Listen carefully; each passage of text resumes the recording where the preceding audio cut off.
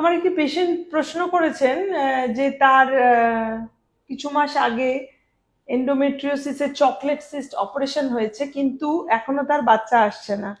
তো আমি ধরে নিচ্ছি তার অপারেশনের পরে নিশ্চয়ই তাকে বলা হয়েছে নর্মালি ট্রাই করার জন্য। তো এর আসছে না কেন, এটার অনেকগুলো কারণ থাকতে পারে।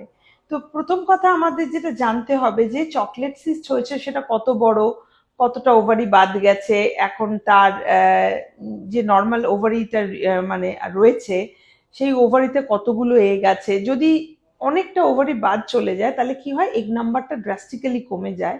তো ইন দ্যাট কেস তখন এমএইচ এত কম, এগ নাম্বার কম, পুয়ার রিজার্ভ, তার জন্য প্রেগনেন্সি আসছে না, সেটা হতে পারে।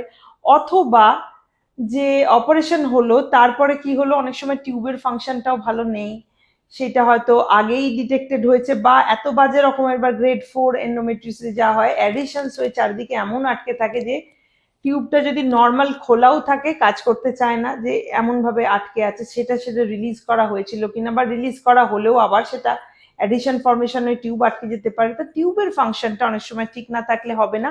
আর তার ক্ষেত্রে অফকোর্স হাজব্যান্ডের সিমেন্ট কাউন্টটাও ভালো থাকতে হবে।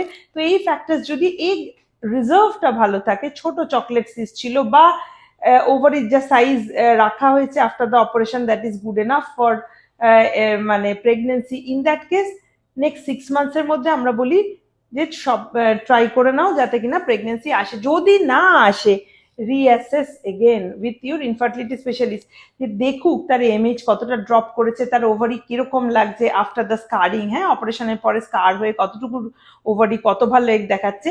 কারণ এই টাইমটা হচ্ছে প্রেশাস।